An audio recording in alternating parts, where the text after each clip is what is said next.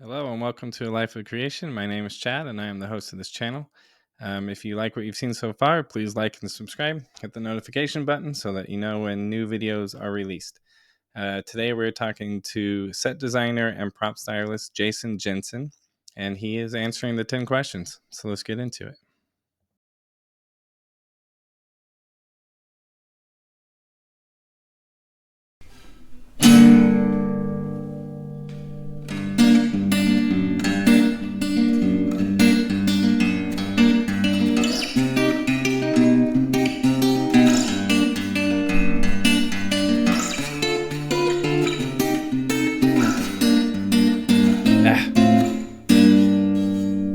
Just use an overlay.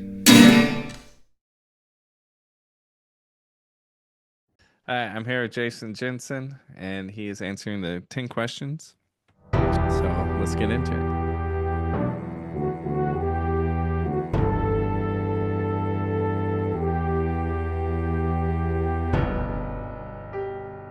Question 1. What does it mean to you to live a life of creation? I think it just means trying to see the world in a way that is just a little different than kind of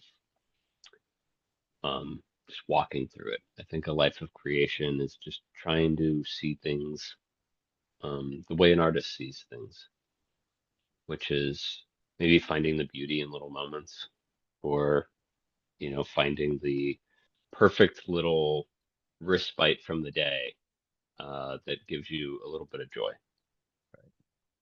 And I think the life, you know, creating things is a life that probably is a work in progress all the time too. I don't think it's something that, you just say like, oh, this is what I do. I mean, it's something that you're always doing. I mean, I think people who are creators, it's, we are creators because we can't help it. Yeah, It's like we are notoriously starting projects all the time, constantly coming up with new ideas, jumping into new hobbies, yeah, going down the wormholes of YouTube, just trying to figure out some random, guitar pedal that you want to buy. right.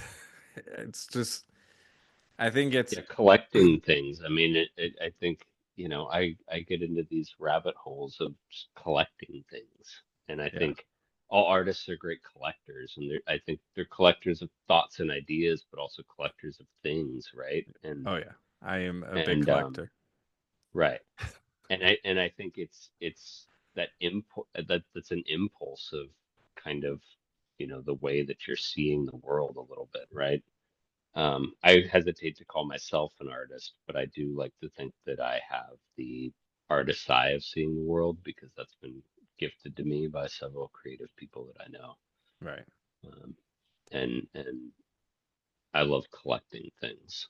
I'm a big fan of that. Well, I mean, your line of work too is like you can all if you collect things, you can be like, I have the perfect, most random, unique thing because I just Yes, collect stuff. you can't see the rest of the garage here, but that's if you could, that would be a great example of that. Yeah. I get in trouble all the time from my wife about my collecting stuff. So I like Yeah, collect baseball cards, autograph balls, yeah. gemstones. I have a lot of guitars, You records. can see it just over my right shoulder. Um, there's a painting leaning against the wall there. And behind that painting, and then up above it, um, on top of the shelf there, I have about 20 or 30 portraits that I've collected of people smoking. I love them. And I show them to people and they just don't get it. Do you have Van Gogh's skeleton smoking? No, so it's only it's kind of I would hesitate to say it's like folk art, but it's like not good art. It's bad art. Gotcha. But they're all kind of beautiful for what each one is. I mean, it was painted. All of them are paintings. They were painted by someone, Right. and some of them are not very good. But then others, when you look at them long enough, I mean, You they're see it. great. Yeah. You see it. Yeah, they're fantastic. And you just go, I mean, who painted this? I mean, this is insane. This is so good. Yeah. Um, and I love the fact that, you know, we live in a world now where it's a little bit easier to own those things. Right. Um, you can go down those rabbit holes of collecting things and it's really fulfilling to me. Yeah.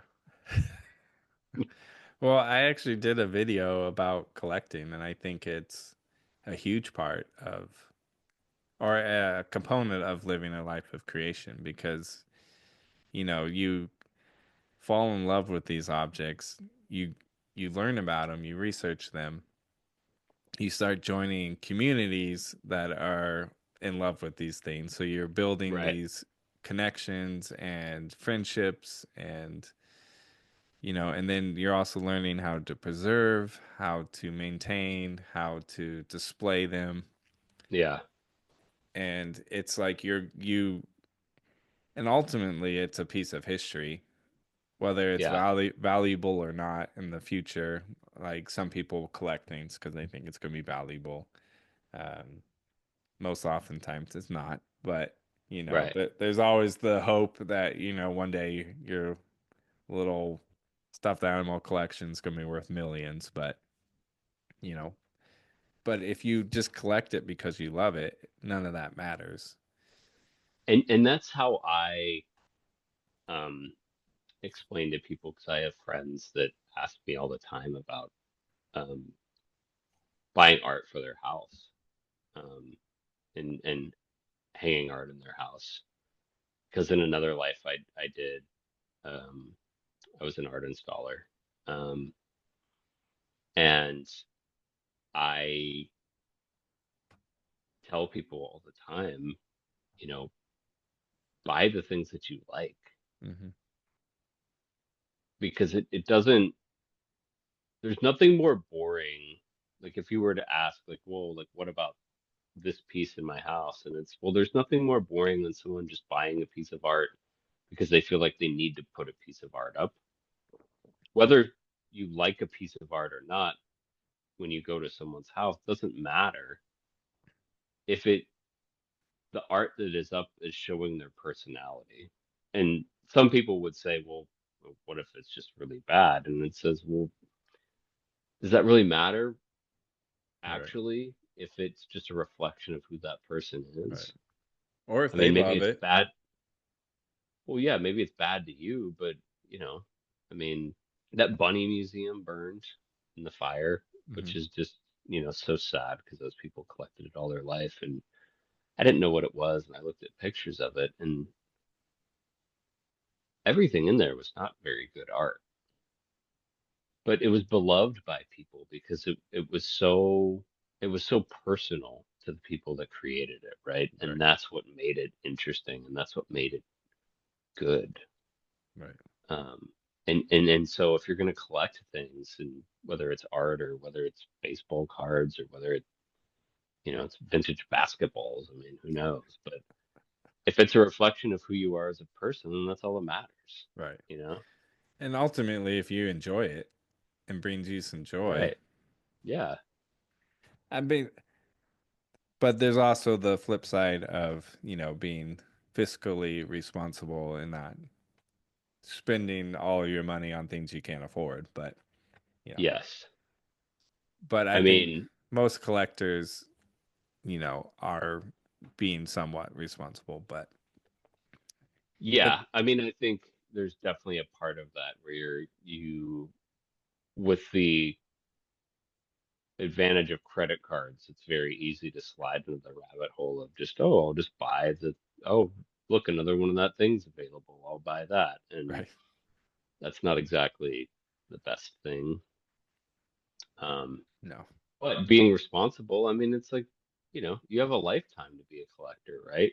right, So then you actually just start buying the things that you like, and you'll wait for the things that you like. Yeah. I mean, whenever you go to like an an artist's studio, like if they passed or something, and they're like they preserved it, and it's just like the artist lived in it, right? I mean, it's full of stuff. Rarely, I mean, you go to like you see Don Judd's stuff in Marfa, right? And it's like, oh, this is it. This is the studio. There's nothing in it. It's minimalism. And it's like, no. I mean, if you went to the workshop, it's filled with stuff, Right. Yeah. packed. But because his movement was minimalism, I mean, yeah, I mean, they're only showing the gallery stuff because that's how he wanted it displayed. But the life of him, I mean, no, he had tons of stuff. Right. I mean, and then anytime an artist dies, they do some estate sale auction because they're like they had so much of this stuff that they just collected, for a lifetime, Right. helped inspire them, right? One of the most insane artist studio pictures you could ever see is, I think it's Francis Bacon. They have his studio preserved. Or if it's not preserved, it was preserved and they took extensive photos of it. And if you Right. ever just want to see, like, if you're familiar with Francis Bacon's artwork, he was like a very dark, he's an English painter. All his paintings are incredibly dark. He had a lot of trauma in his lifetime and, dealt with he had a lot of struggles. And his paintings there's a heavy undercurrent in them. Right. And then you see his studio and you go, well, of course he painted these paintings in there because it's just piled with like art supplies and trash and ashtrays overflowing and it's kind of gross. But then you go, of course, this is where he had to make these paintings because Right. he couldn't have made these paintings in some, white room with, In the drop cloths on the in the floor. English garden. No, this was not in plein air, like, out in the field.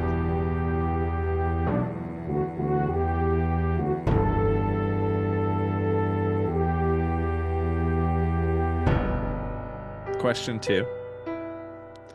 I think most people view creators based on their end results and don't really see all that goes into the creation.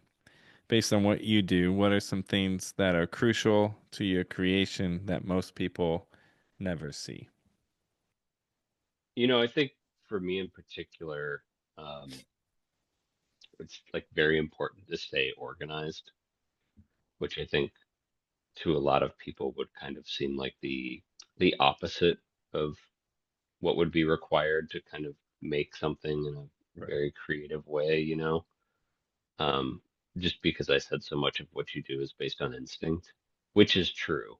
But anybody who does this, I mean, you have lists, and then you like make a list somewhere else, and you have another list, and then you have notes on things and little reminders of things and little bits and bobs that you're pulling from all these different places. And if you ever think you have enough, it's never enough.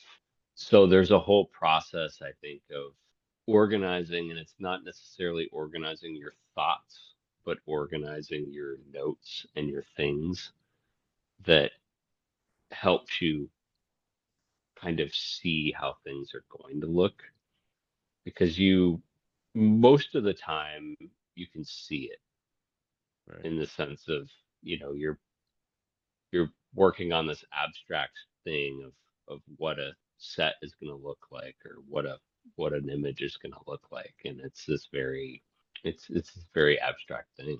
um, and a lot of people can't see it. It's a picture of a product here that we have, and then there's a bunch of other random props, and then how are Right. we going to make this look like something?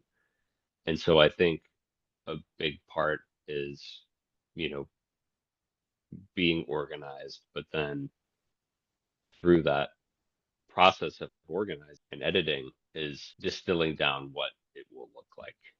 And it's not always exactly what it will look like, but you have a vision of it in your head Mm-hmm. of what it should look like. It's Right. not an approximation.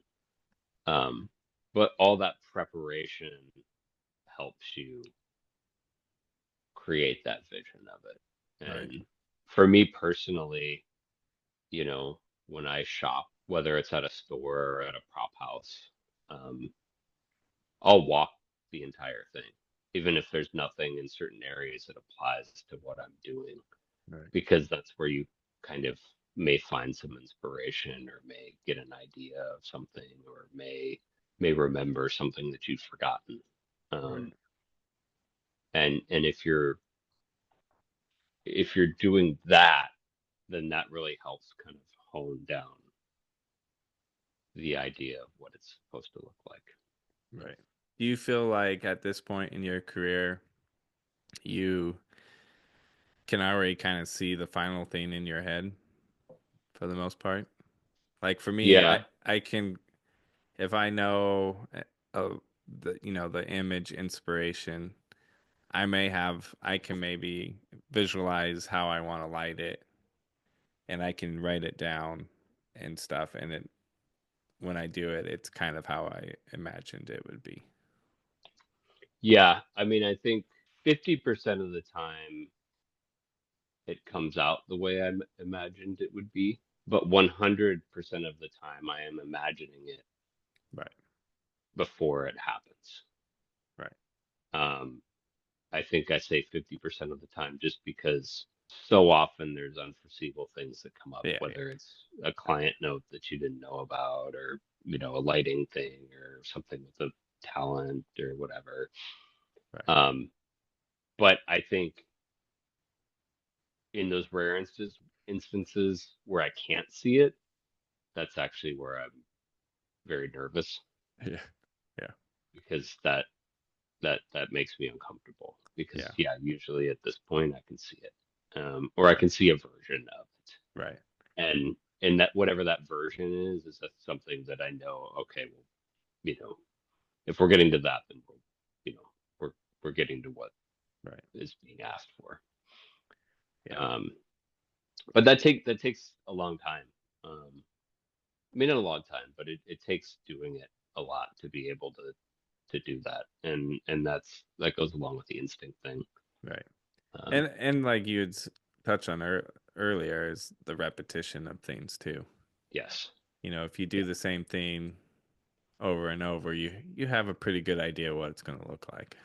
yes, and I think there's repetition and like it doesn't always have to be on the job, right? Hmm. Like it's like how you put the pillows on the sofa at home, you know, or how you make your bed, which sounds very boring, but I think this kind of goes back to that artist way of seeing things. Right. If you're practicing that, then it helps you see to the other side of it.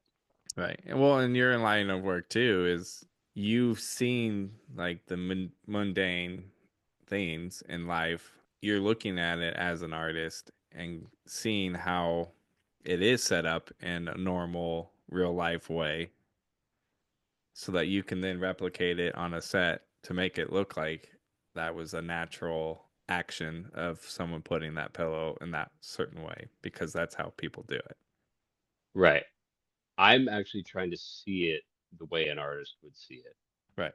So because I don't feel like I'm an artist, I'm trying to think of it as an artist and say, well, like what what should this look like Right. to make it, you know, interesting. Right. Um, and that's where that borrowing someone's eye kind of Right. comes in. Yeah. There's been times where I've, just look at something random, while walking around, and I start thinking about how would I like that to look like that, Yeah. and I- it's not like a purposeful, like conscious thing that I look at this and go, how would I like that? It's like it just Right. pops into my head at this point Yeah. because I think, as you pursue the things that you feel like you are called to do, you're constantly being fed these Yeah. inspirations. Well, and that's what's so great about having a camera in your pocket all the time Right. is that you can capture these moments that, to what a normal person would just, they're like, "Mm, what is that? Right. You know? but it could just be the texture of a brick wall or something, Right. Um, and yeah, I mean that that way of seeing it and that way of borrowing someone's eye is really what gets you to the end where you want to be, right? Right. That's the goal.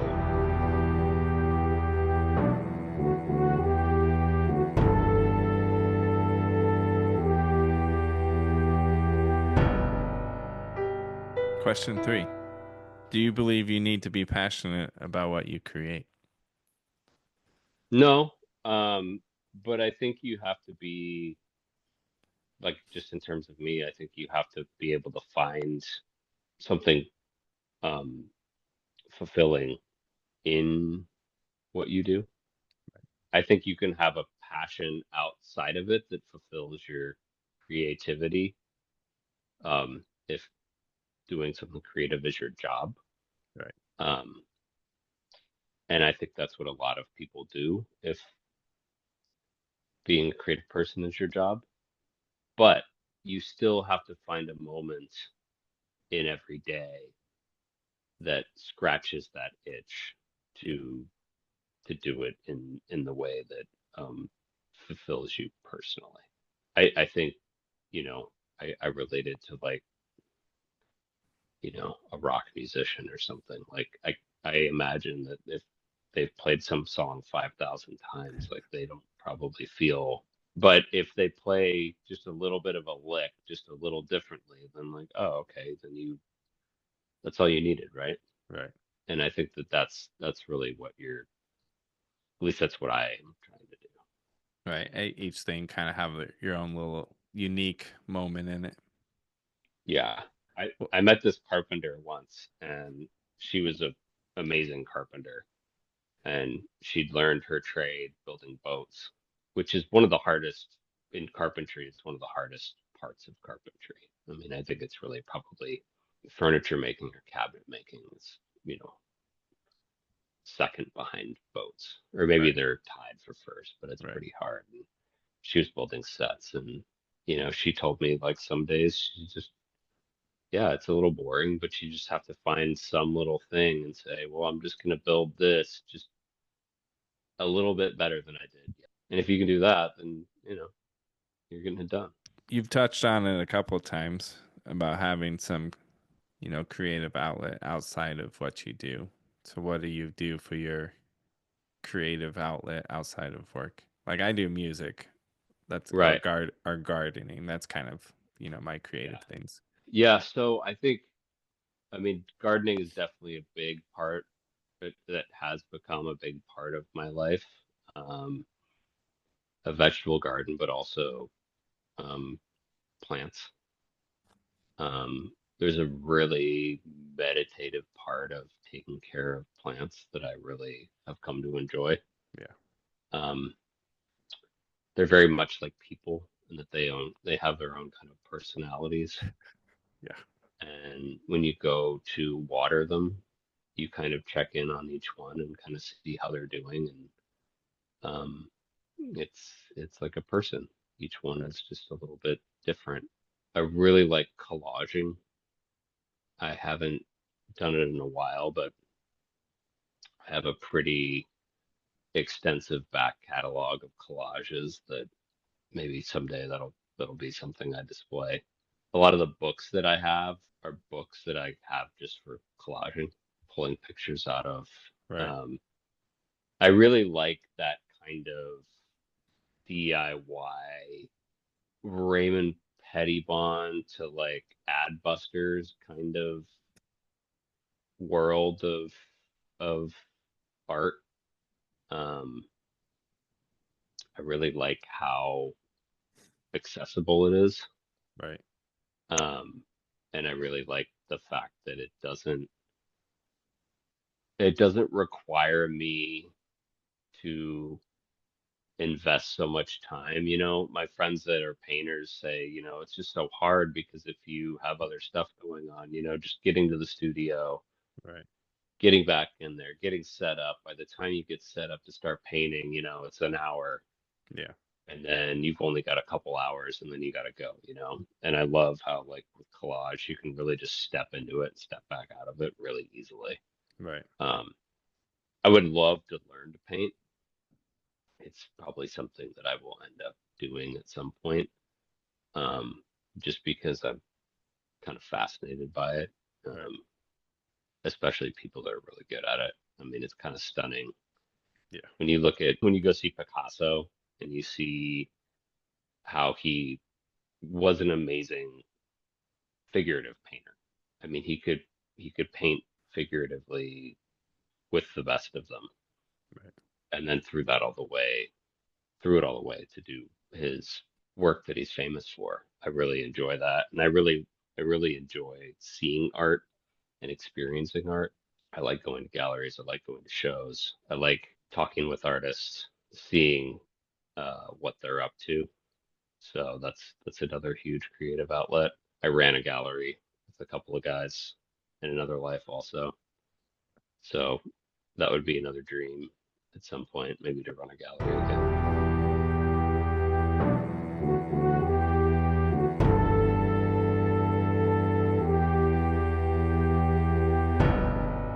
Question 4. I don't think your creation has to be good to grow from it. What are some things you create that might not be considered great, but something that you still gain value from the creation? And then on top of that, do you have any words of encouragement for those who get discouraged when their creations fall short of their expectations? I think they're always going to fall short of your expectations. Yeah. I mean, that's the I truth, don't, really. I mean, we're our own worst critics, and whatever you're creating is never going to be good enough for yourself. Right. Um, at least for 99% of people. I think it's never going to be where you want it to be.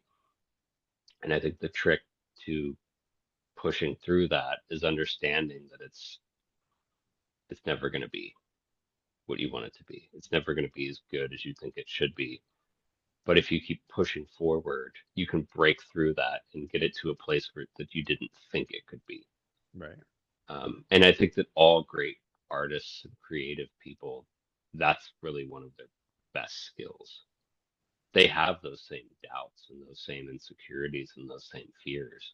Right. They're just somehow willing to keep pushing through them. And that's really what you have to keep going. You can't stop. Right. Yeah, we kind of hit on it a lot, it seems. It's, the process is a journey, you Yes. know. If if you're willing to put in the time to learn at every step that you're at, nothing is, worthless because if Right. it's all learning and it's all pushing towards, the next attempt or the next goal or, the next plateau or, I it's mean, look at why we consider great artists great. It's because we can see the scope of their work from their early work through their mature work. right. And that's why they're considered great. Because you go, how did this person get from this to this mastery of it? It wouldn't be considered a mastery of it if you only saw that. It's a mastery of it because you go, how did they get from here to here? Hmm. Um, and that's it's important to remember that context, I think. And I think people get discouraged, and I think it's easy to get discouraged, but um, you shouldn't let that stop you.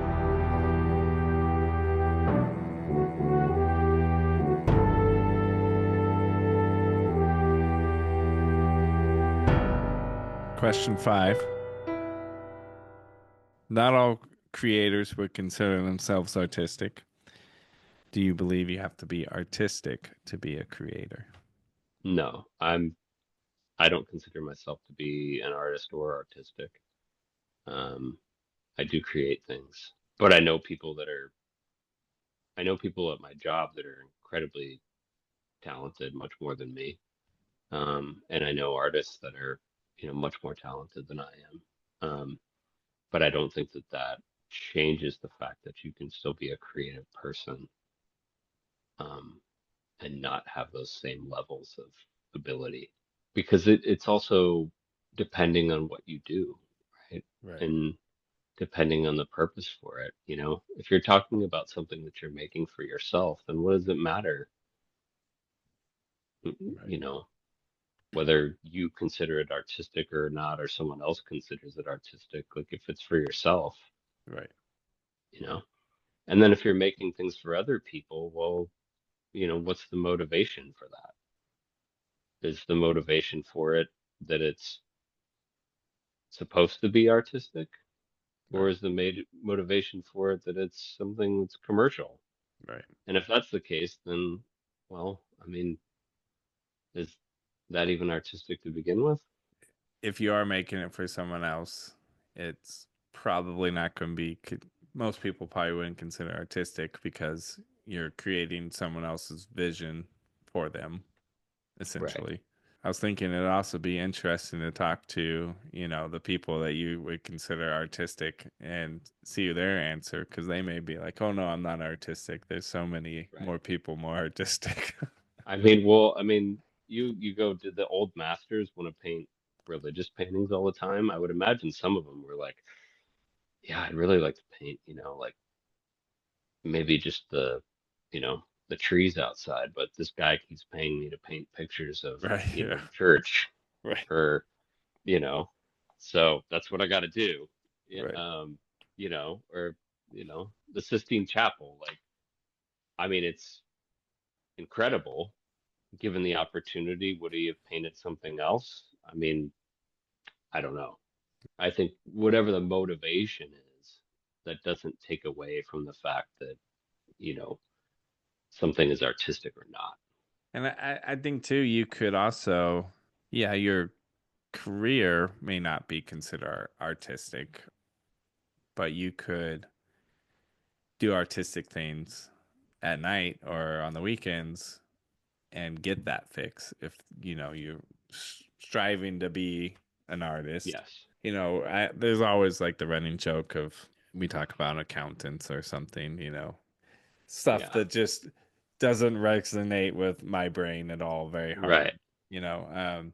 And you go, man, most creators kind of just go, man, what a boring life they live. But it's like they Right. may do that for their job because that's how their brain is wired. But then, a lot of those people have all kinds of really cool hobbies outside of work, Yes. that no one sees, but they just do it because it fulfills their soul and motivates them to go back to the job tomorrow where they just deal with spreadsheets.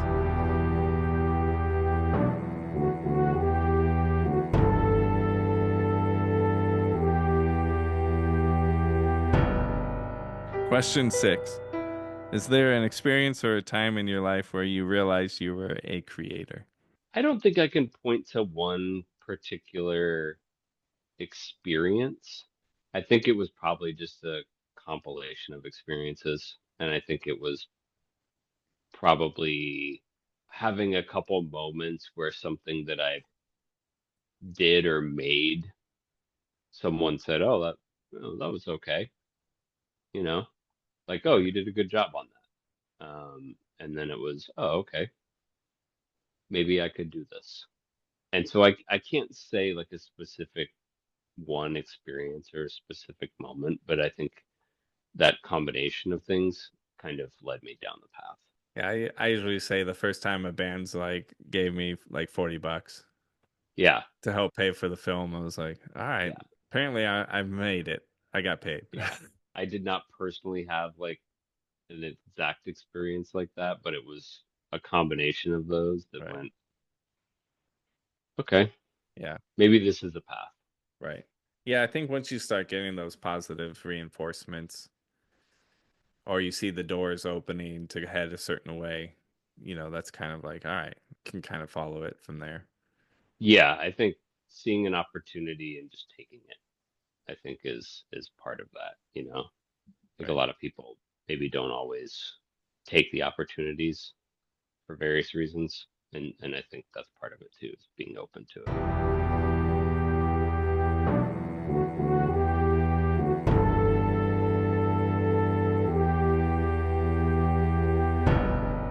Question 7. Was there a family member or a friend encouraging you to pursue your passion for creation? I mean, I think I've just always been surrounded by creative people. I have always had friends that were musicians or um, artists or photographers or even my grandmother did needlepoint, you know. I mean, I think I've just always been around those type of people and been attracted to those type of people in Right. my life. And so I think I was just always inspired by them and inspired by their way of seeing the world. It definitely helps being around people who already kind of have that eye. I think it's something that's like really important actually. If you want to be a creative person, is to surround yourself with other creative people. Yeah, definitely. Um, and that doesn't mean that you all have to be in the same medium, that you all have to agree on anything. I think it just means being around ideas, Honestly, probably being around people who don't do what you do is probably almost better because you get these outside opinions too. right? Yeah. I mean, I would think that, your inspiration comes from lots of different places, right? And Right. how many musicians have been inspired by poetry and how many directors have been inspired by novels. I think also a lot of creative people are like sponges, and Yeah. so they're just kind of they're soaking that kind of Yeah. stuff in all the time, right? Yeah, for sure. Um, and that's why they have lots of books or, supplies or trinkets or, whatever it is. I think you're just pulling that.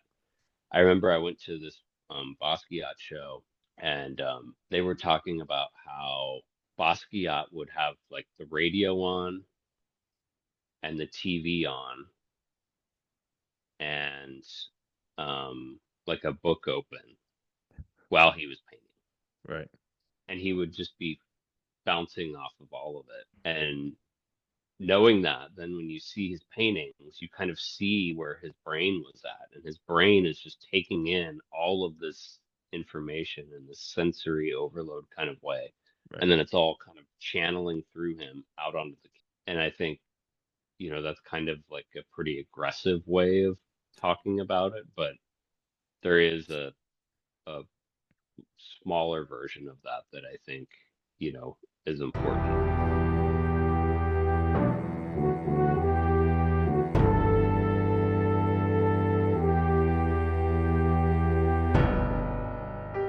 Question 8.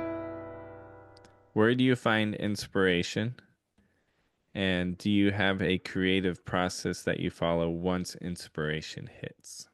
I mean, I personally don't have a creative process for inspiration other than just if I have ideas for things, I just have to write them down. I do keep a lot of like I have a notebook uh, that I write stuff down in. If I have ideas, I keep lists on my phone. I take pictures of things that I see Right. during the day. I think for me personally, the biggest thing is looking.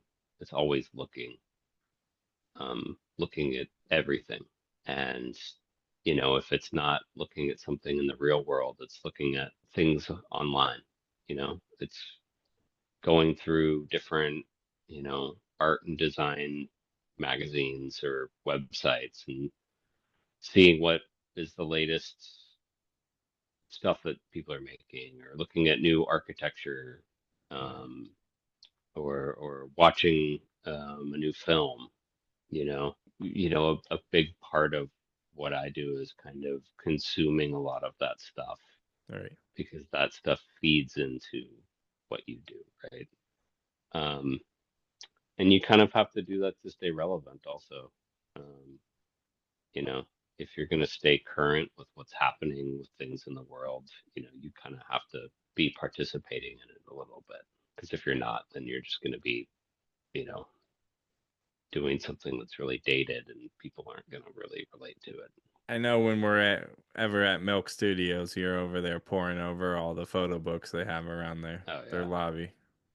And I should have mentioned this earlier because that's actually my biggest obsession is photo books. I should have mentioned this in that question earlier about my some of my artistic outlets, but I Right. probably have 200 or 300 photo books. Wow. Um, I'm obsessed.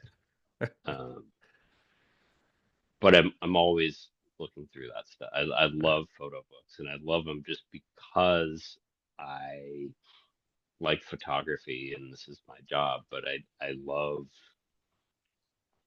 seeing how uh, different photographers can um, look at um, the world so differently. Yeah.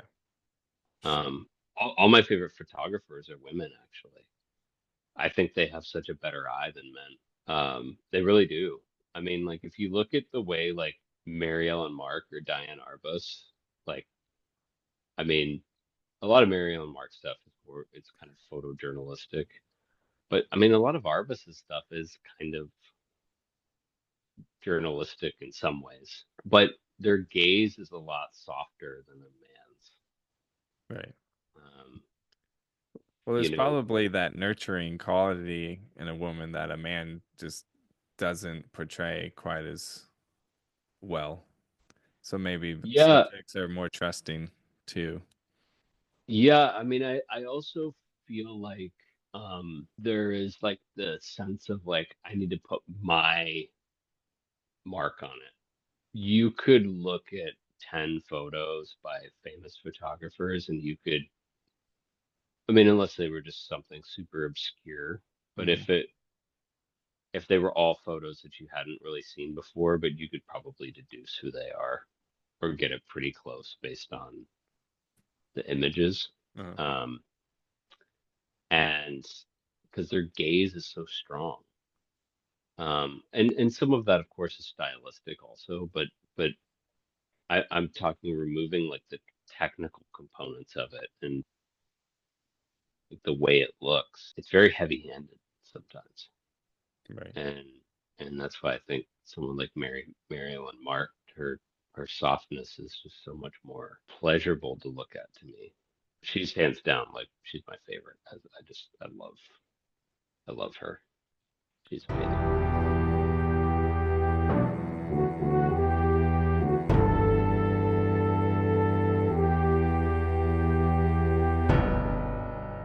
Question 9. Not everyone gets paid to create something they are passionate about, but where do you see the value in people still pursuing their passions, even if they aren't getting paid? And how can we encourage others to live a life of creation, even when their creations seem to go unnoticed? I mean, I think I kind of hammered this one back on question 5 pretty hard. Um, but I think as just a peoples, it would be good for us to just not place so much value on creating things and to just appreciate some things for being created for the sake of creating them. Um, and I think of something like quilts, you know, quilts weren't necessarily made to be sold. Right, A lot of times they would be made as a gift for someone, right, but they were a social thing for people to do. They would sit around and work on a quilt together, right? right. Um, but if you see the artistry involved in it, I mean, it's stunning, right? Yeah, it's I mean, incredible. and I think now, these days especially, it's really being honored. I think we really could do ourselves a service to get back to that kind of um, idea of making things. Well, Um, I mean, quilts are even hugely functional and practical too. yes, And but just aren't it's a warm blanket done very artistically and creatively. yes, and generally not for a commercial, Right. like, I mean, They're some people, one-offs. yeah. I mean, some people would make them to sell them, but generally speaking, they were not Right. being made to be sold. They were made as gifts. Right. Um, And I think of things like that, and I think, it would be great of us as a species to just be thinking of the creative process as less of something that has to have value. That we either have to put a we have to attach money to it, or we have to attach time to it, or some other form of currency. Right. Um, even if it's human input, whatever that is. I think thinking of creative things as a store of value, we should be moving away from that and thinking of things as creating things just for the uh, either the pleasure of it, or for the mental health aspect of it, or for the social aspect of it. So many creative things can be social also, Oh yeah, and definitely. and that's good for us as a people. Right. Um, well, that you're making me think of the wooden spoons you made during like the Oh COVID yeah, COVID time. yeah. That was Like, such a good time. Just sitting in the backyard, we'd just make spoons, just carving right. spoons. Like that's incredible. It's totally functional, Yeah, artisanal. Like, and you give them as gifts, yeah. to people. It's just like, here, I made you a spoon, and people they're like, "What do you mean you made this?" And you're like, "Yeah, Right. we just bought some tools, Right. and just did it." And yeah, because we did it because you couldn't go anywhere. I mean, how great is that? Like, imagine if everybody did something like that. It just would be, I think, as a species, a great direction for all of us to go in. Right. Well, I mean, I even think about, we both are into gardening.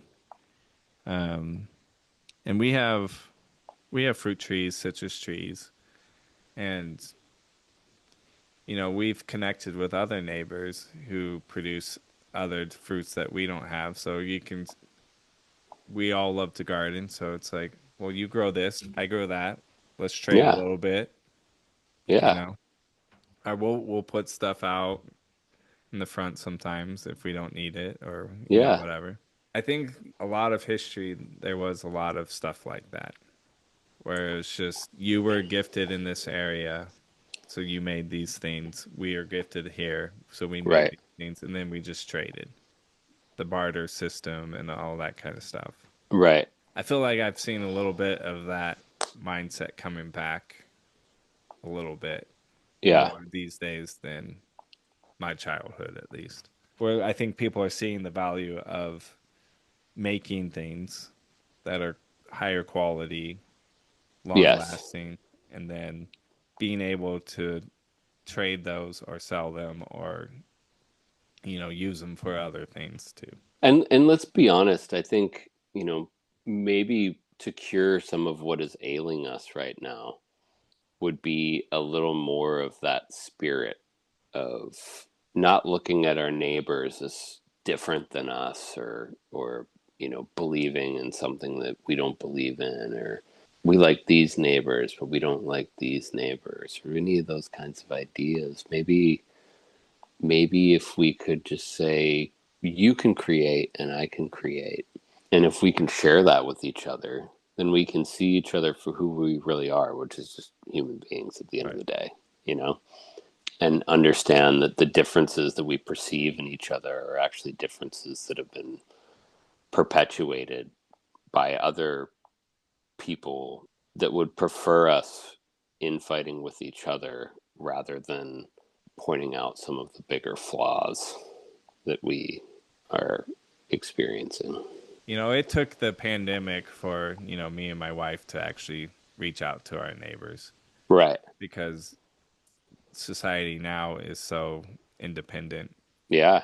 of each other. You just go work and you go home. And we found out that we were surrounded by some really cool people, you know? Yeah.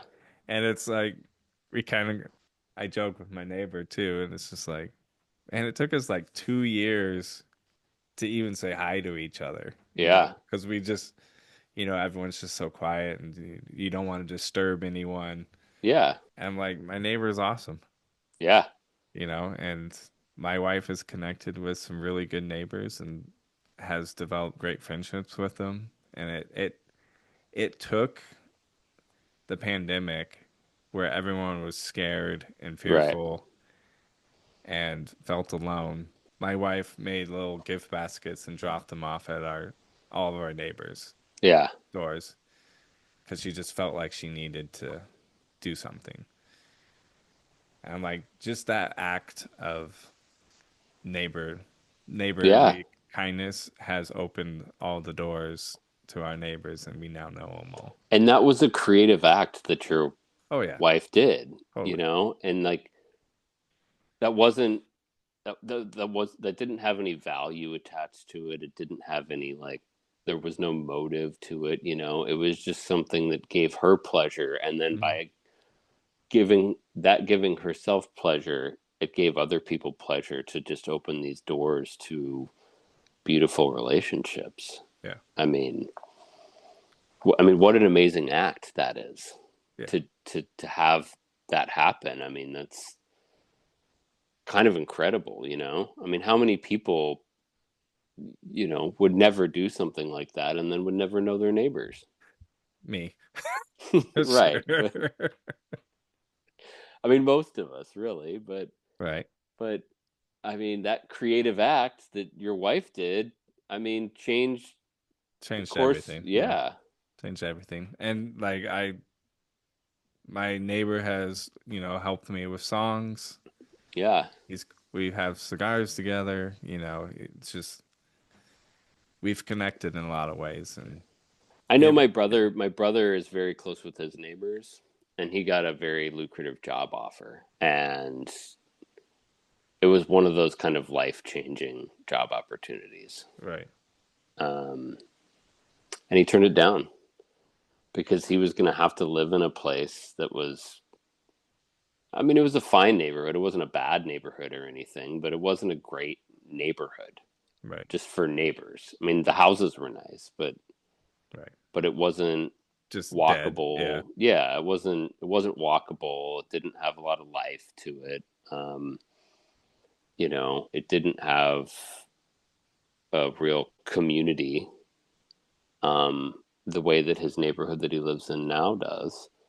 I mean, they spend holidays together, all of right. his neighbors. And I mean, for him, he looked at it and he said, Not worth it. it's not worth it to me. Yeah, What a great thing that we're lucky to have that in this day and age. Like how grateful we are to all have those opportunities. yeah, It's pretty definitely. special.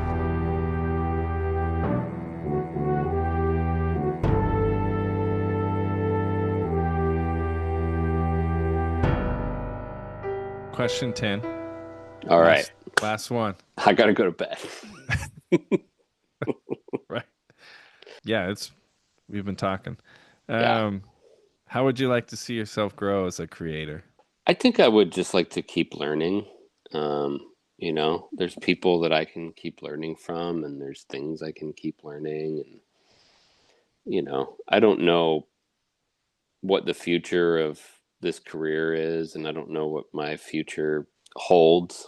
Um, but I think whatever I do, I'll be doing something creative in that. And I would hope that I'm able to maintain some sense of nurturing that creative side of me, and then of course having to uh, do the daily grind.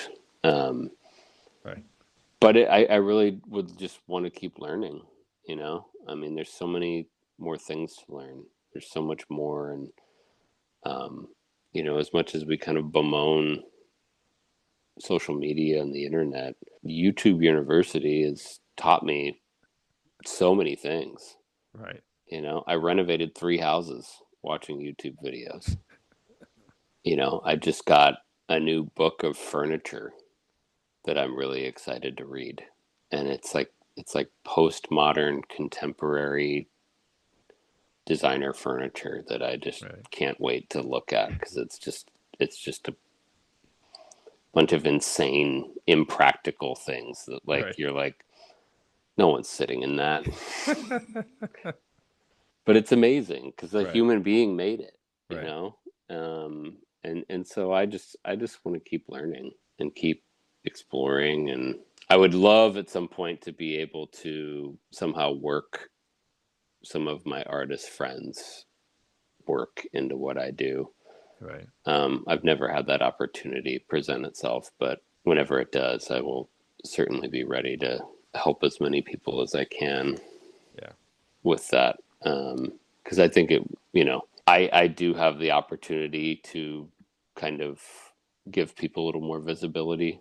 Right. Um, I just haven't had the right opportunity yet, but I would love to do that also because I probably owe it to them because I've borrowed or stolen Right.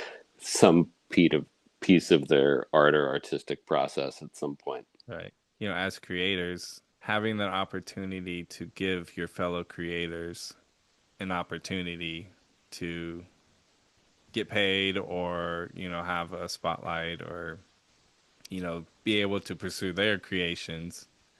I mean, that's fulfilling in so many That's the different that's the ways. dream, right? Yeah. I mean, I think bring people with you, right? I think if you're given the opportunity to help bring people with you, you absolutely have to. I'm also excited. There's a lot of really great art happening right now. It feels like there's a lot of I'm very inspired by the things that I'm seeing in the world right now. As much darkness as there is kind of hovering around, I think artistically there's some pretty incredible things happening. Yeah. um, I have absolute faith in the kids in the future, because I think there's some great work getting made in all different sorts of mediums right now, which is Right. pretty great. This is way past my bedtime. Oh, yeah.